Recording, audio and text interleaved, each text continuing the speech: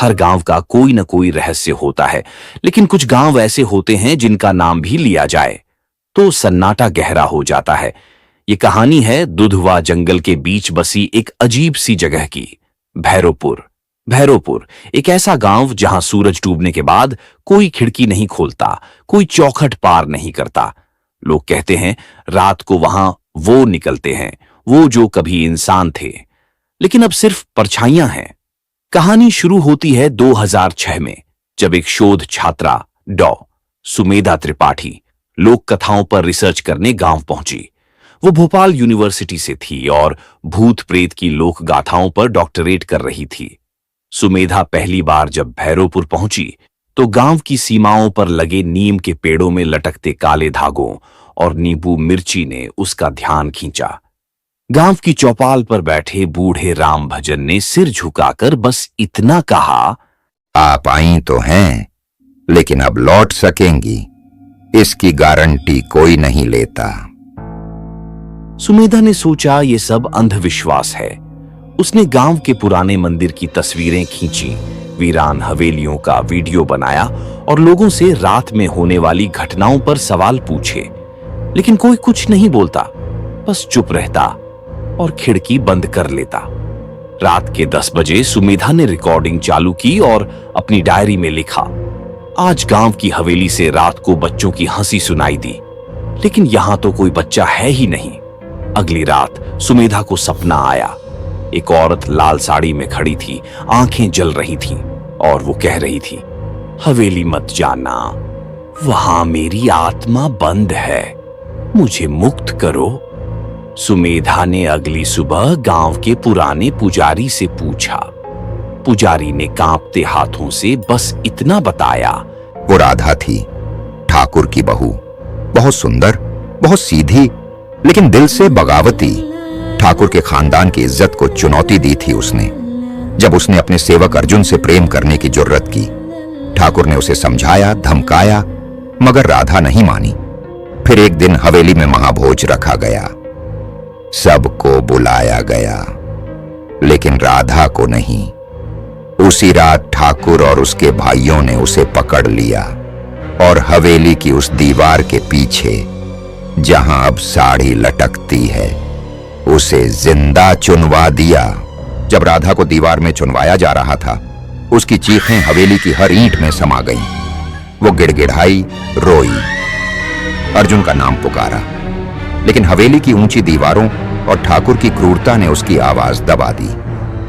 अंतिम पल में राधा ने श्राप दिया, यह हवेली कभी शांत नहीं रहेगी, मेरी आत्मा हर उस इंसान को पुकारेगी जो प्यार को कैद करना चाहेगा।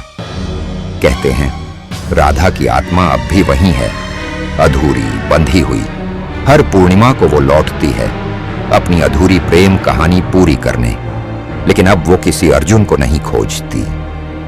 अब वो उस दीवार के बाहर आने चाहती है और जिसके पास जाती है उसे अपने साथ उस अंधेरे में ले जाती है जहां उसने अपना आखिरी सांस लिया था।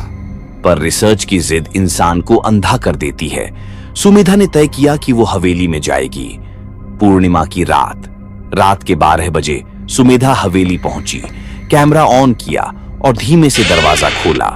दरवाजा चरमराया नहीं, बल्कि जैसे खुद ही खुल गया, एकदम निःशब्द। अंदर घुप अंधेरा था। सुमेधा ने टॉर्च जलाई। दीवारें काली थीं, नमी से टपकती हुई, और फर्श पर जले हुए लकड़ी के टुकड़े और राख के ढेर पड़े थे, मानो किसी ने यहां किसी समय कुछ जलाया हो, शायद इंसानी कुछ। जैसे ही वह अंदर बढ़ी, पीछे दरवाजा धीमे से बंद हो गया, बिना किसी हवा के। सुमेधा ने कैमरा ऑन किया और आगे बढ़ी। एक कमरे में पहुंचते ही उसकी टॉर्च झपकने लगी। उस कमरे में लाल रंग की एक पुरानी साड़ी लटक रही थी, एक हुक पर। नीचे मिट्टी पर ताजा निशान थे, जैसे कोई घसीटा गया हो। और तभी कमरे की दीवार से किसी ने धीरे से उसका नाम पुकारा, सुमेधा। वो चौंक गई, पीछे मुड़ी, लेकिन कोई नहीं था। उसकी सांसें तेज हो गईं। वो कमरे से निकलना चाहती थी, लेकिन उसके पांव जमीन में जड़ हो गए, मानो किसी अदृश्य ताकत ने उसे जकड़ लिया हो। दीवारों से एक अजीब सी फुसफुसाहट निकल रही थी, जैसे 100 औरतें एक साथ कुछ बुदबुदा रही हों। और फिर अचानक एक ठंडी हथेली ने उसकी गर्दन को छुआ। सुमेधा चीखी, लेकिन आवाज बाहर नहीं निकली। उसकी आंखों के सामने वो लाल साड़ी हवा में लहराने लगी, जैसे कोई अदृश्य शरीर उसे पहनकर कमरे में घूम रहा हो। आईने में सुमेधा ने खुद को देखा, लेकिन उसमें कोई और खड़ी थी, वही राधा। उसके चेहरे पर जले हुए निशान, आंखें पूरी तरह काली और होठों से टपकता खून। राधा, तुमने मुझे सुना, अब तुम्हें मेरे साथ रहना होगा। सुमेधा ने भागने की कोशिश की, पर अब दरवाजे गायब हो चुके थे। कमरे की दीवारें खिसक रही थीं और एक बार फिर वही दीवार सामने आ गई, जहां राधा को चुनवाया गया था। अब वही दीवार सुमेधा को निगलने लगी। हर चीख के साथ दीवार में एक नई ईंट जुड़ती जा रही थी और आखिरी चीज जो बाहर रह गई थी वो था उसका कैमरा, जो अब भी रिकॉर्ड कर रहा था। और उस कैमरे की रिकॉर्डिंग में आखिरी आवाजें थी राधा की, अब तू मेरी कहानी का हिस्सा है। 3 दिन बाद गांव के बच्चों ने देखा, हवेली की छत पर एक लाल साड़ी लहरा रही थी और एक नई परछाई हर रात खिड़की के पीछे से झांकती थी। लेकिन कहानी यहीं खत्म नहीं हुई।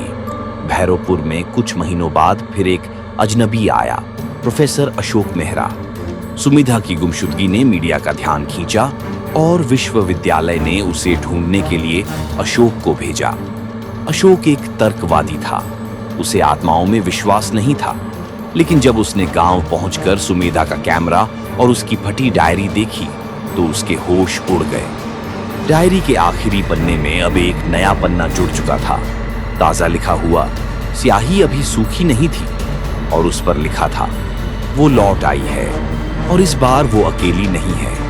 अशोक ने हवेली में प्रवेश किया और दीवार पर एक पुराना चित्र देखा, जिसमें ठाकुर, उसकी पत्नी राधा और एक बच्चा खड़े थे।